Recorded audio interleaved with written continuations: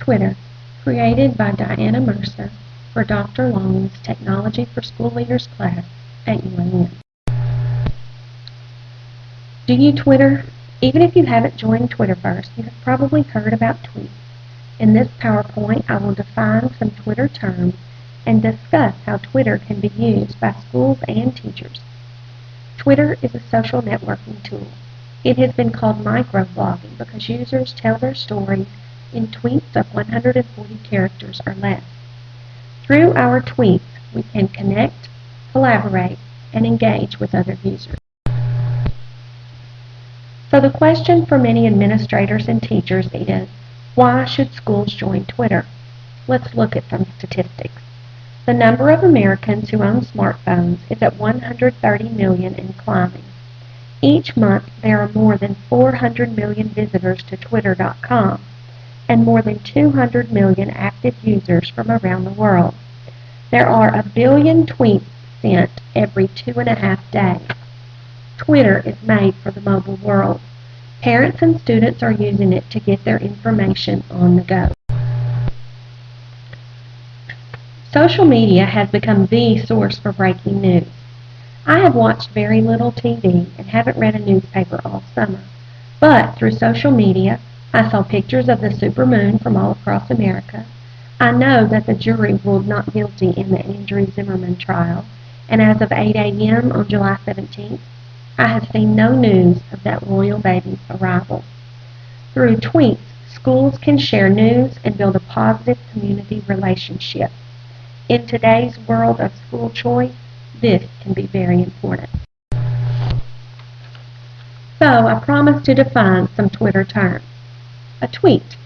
This is your message. For Facebook users, you could compare tweeting to updating your status, but tweets are limited to 140 characters or less. A retweet. Someone resends a message created by another user. It is proper etiquette to include the original user's Twitter handle. This is their username. Mine on Twitter would be @Murish. Followers. Other Twitter users who read your tweets. Following. Twitter users whose tweets you read.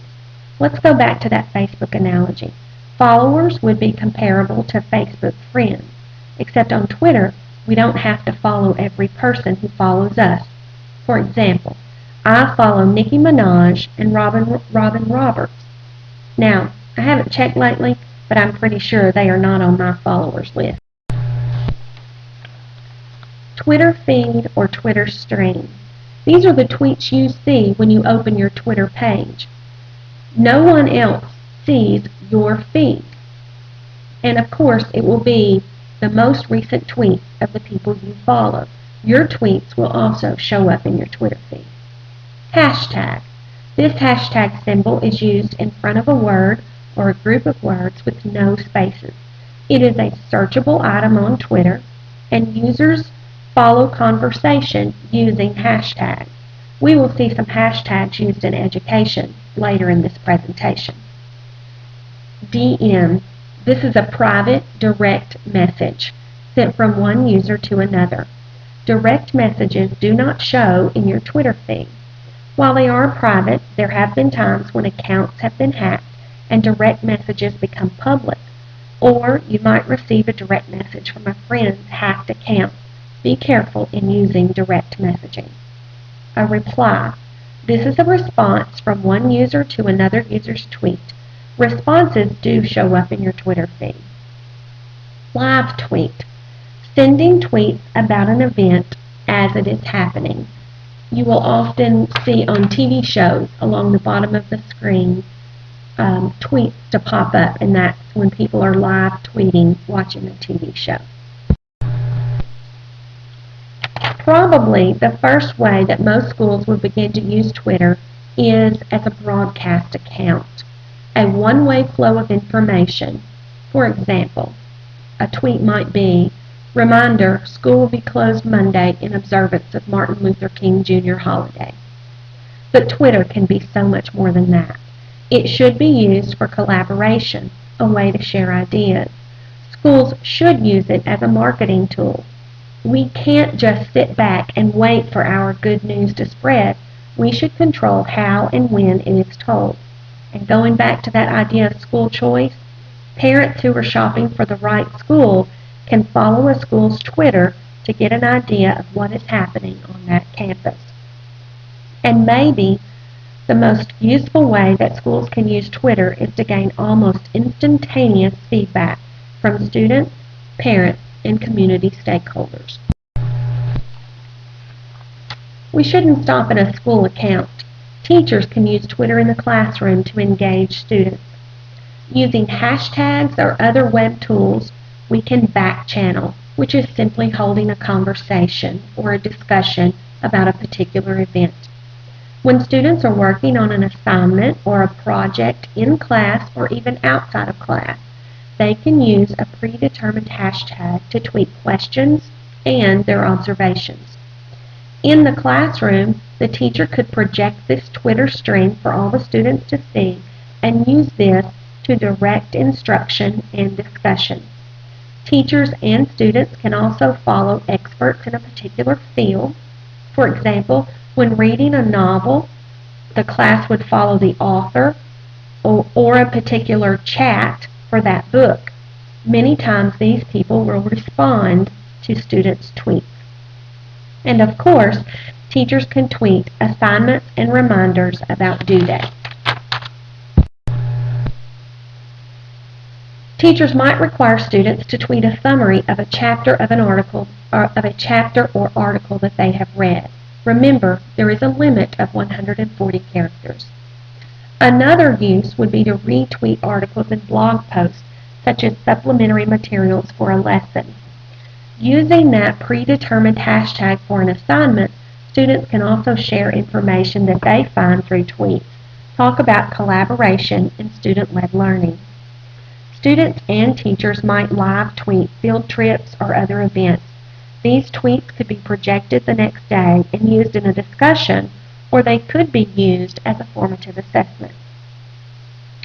Teachers should be using Twitter to engage parents. During middle school, parental involvement drops. Creating conversations through tweets is a way to get parents involved.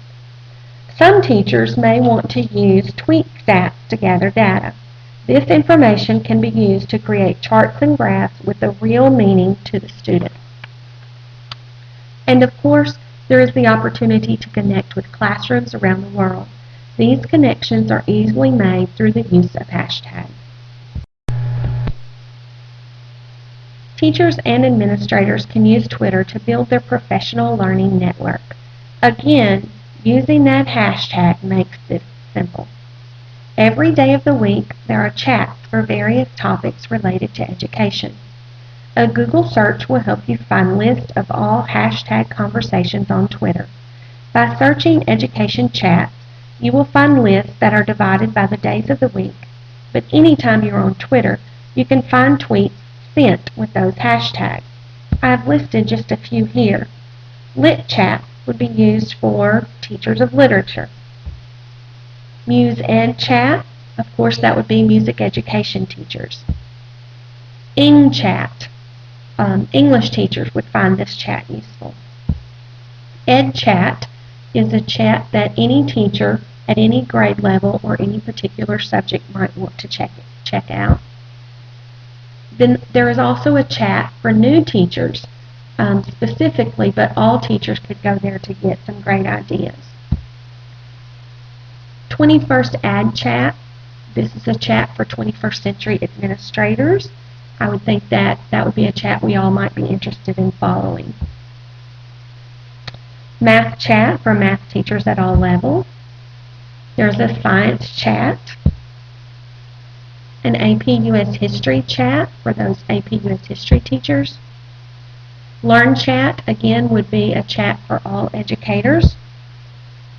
I've listed here a first grade chat, but there are chats for all lower elementary grades particular to that grade level, and those elementary teachers would find those very helpful.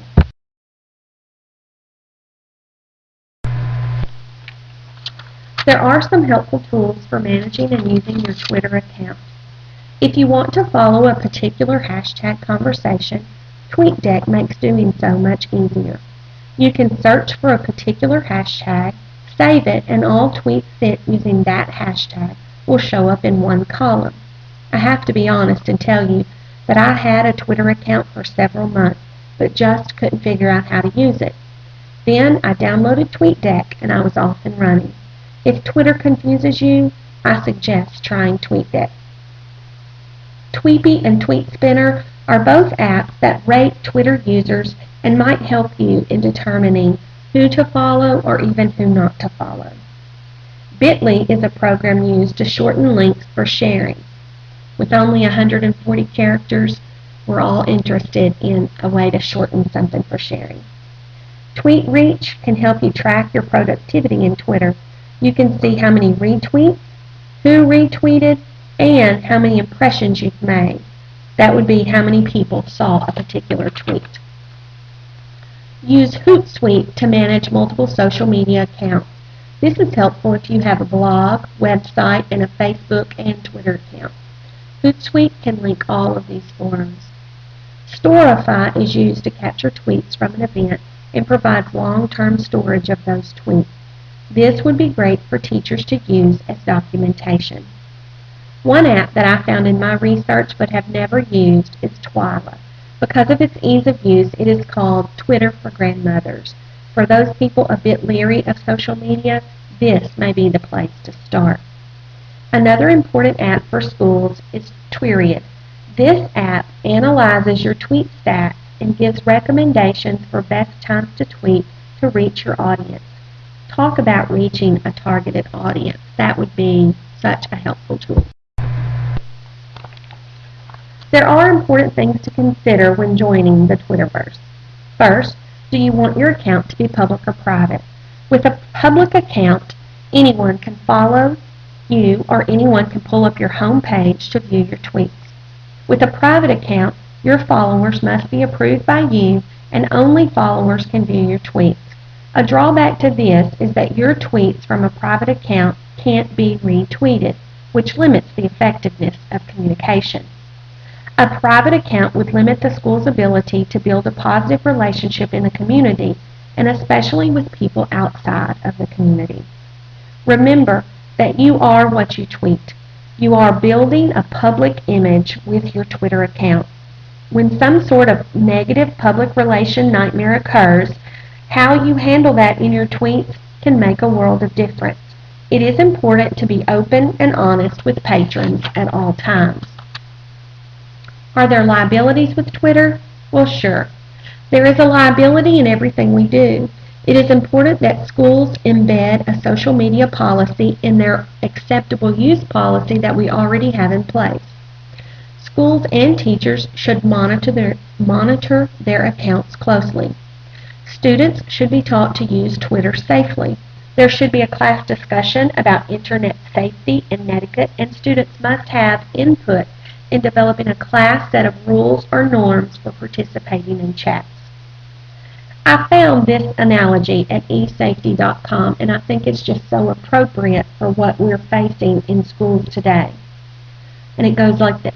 The bottom line is this. Children cannot be wrapped in cotton wool. The dangers of the internet, Facebook, social networking in general are sometimes blown way out of proportion. Using the analogy of driving, there are real dangers on the roads. These dangers don't stop us from driving, neither do they stop us from taking children in the car. Whether consciously or subconsciously, we risk assess. We drive safely. We don't use our mobile phones, and we don't drink and drive. By applying some simple rules, we are as safe as we can be. For the vast majority of Twitter users, the same is true. They will have a trouble-free digital life, and by the application of some simple life skill rules, the safety of the child and the liability of the school will be a low-risk assessment. Thank you for your time and consideration.